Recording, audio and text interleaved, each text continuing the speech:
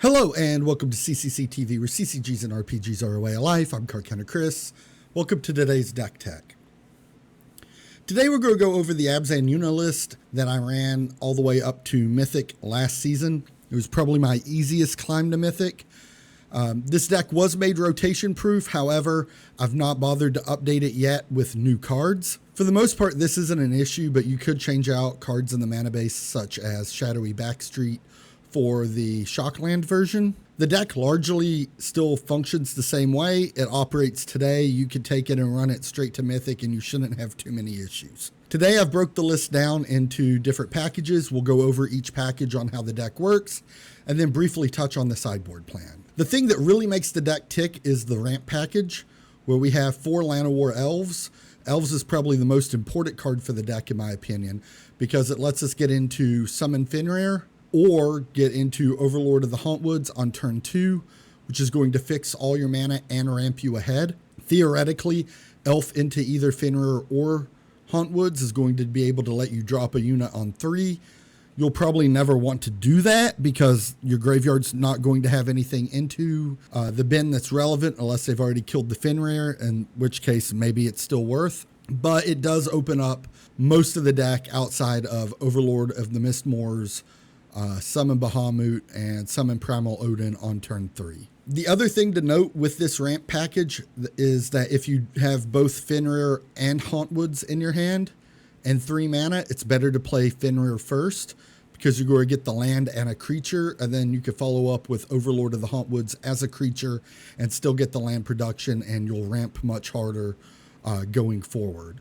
If you were to do it the other way around, Overlord of the Hauntwoods on 3 wouldn't be a creature. Fenrir would come down on 3 as a creature and it fades away. So when given the opportunity, Fenrir should be played before Overlord of the Hauntwoods.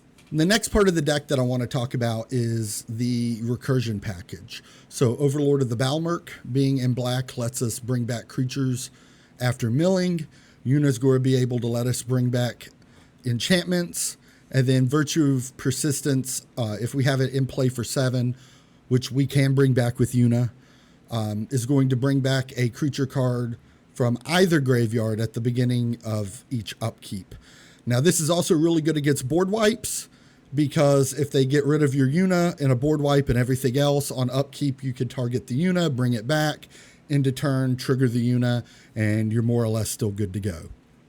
This line of play does fall apart if you use the sorcery end first as removal, because then it's going to go into exile and not the graveyard, and you are going to have to hardcast the Virtue of Persistence afterwards. The final card in the deck that doesn't really fit in a clean package but is still there as Overlord support is Overlord of the Mistmoors.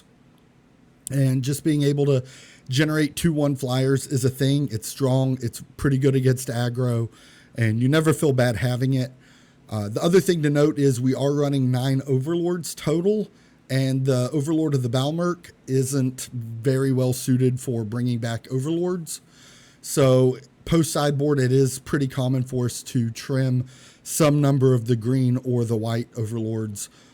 You would almost always certainly cut down a Overlord of the Hauntwoods from the sideboard before you do on the Summon Fenrir because of that. Now, the real reason to be playing black instead of red is because of the removal package.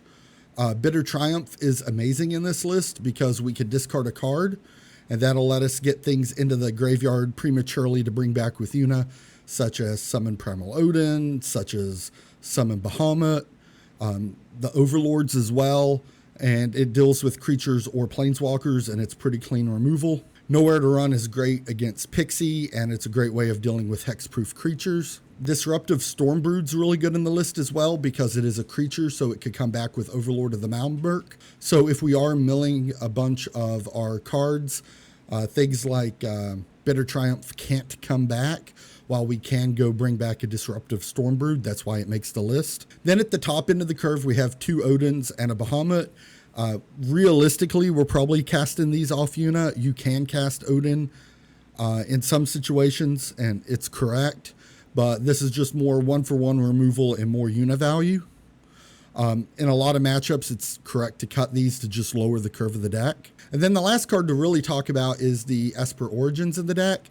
It's a great discard outlet for Bitter Triumphs, because you really want to be able to cast the backside. It's almost always correct to put these into the graveyard when scrying from other Esper origins as well. And it's just really good value, but a lot of times when you're expecting graveyard hate post board, shaving some number of these is often correct. Moving into the sideboard plan, a lot of people run Ghostly Vacuum. I prefer Scavenging Ooze in this list because you can use it over and over on the single turn. It also is good against aggro as just another way to deal with early threats since we don't have any 2-drop creatures, and crashing it into a 1 or 2 drop from the opponent is often fine, and the life gain isn't irrelevant. Clarion was in the board for the Vivi Cauldron matchups.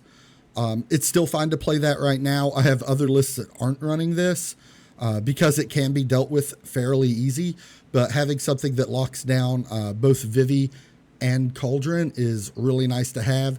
And if you're worried about your opponents playing things like Ghost Vacuum against you, this is also a good option for that as well. It should be noted to be careful with this though, because it will shut down your Llanowar Elves. And if you sideboarded in Scavenging Ooze, it doesn't play well with the Scavenging Oozes either.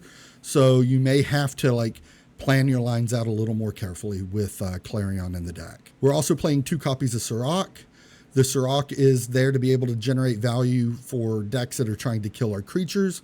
It's also good in the aggro matchups as another thing to just be able to throw in front of a body and generate more removal to get you into the mid game a little easier. Playing 2 High Noons is very good against the Vivi matchups, and also good against the Pixie matchups to just reduce the number of cards that they're playing each turn and ruin their tempo. The second Nowhere to Run is also very good for getting around the hexproof and is a very efficient answer.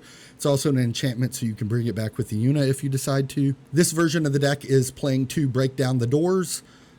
We lost Terra Sunder with rotation. Being able to exile an artifact or enchantment is very relevant for the enduring cards for both blue and white to shut off draws for those decks. It's also good against Cauldron. It's also good against anything with artifact or enchantment removal, but the exile makes it a lot more flexible. I also don't mind bringing it in against aggro matchups because the Manifest Dread is just another way to generate graveyard value and put another dumb body out to be able to block. We are running a 1 of Maelstrom Pulse. This is really good for anything running numerous copies or tokens, and in a pinch it's still 1-for-1 removal on artifacts or enchantments, and it can be really good against graveyard hate. Finally, rounding out the sideboard plan, we're playing 2 Scavenger Regents. This is the board wipe of choice because it's a creature, which means we could get it back with Overlord of the Balmurk. So being able to give the -X is super relevant, especially if you're worried about milling your board wipes away.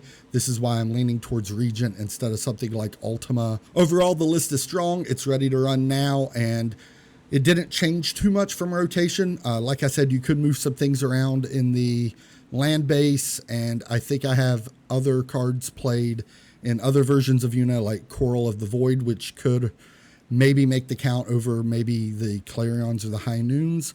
But this got me to Mythic last month with no problem, and you should be able to pick this deck up right now and get to Mythic without much issue this month either. If you have any questions or comments, please leave them down below. I would love to be able to get back to you. I like making content that helps other people, and I try to respond to every comment that I can. Thank you for tuning in to today's Deck Tech. Have a nice day. CCC out.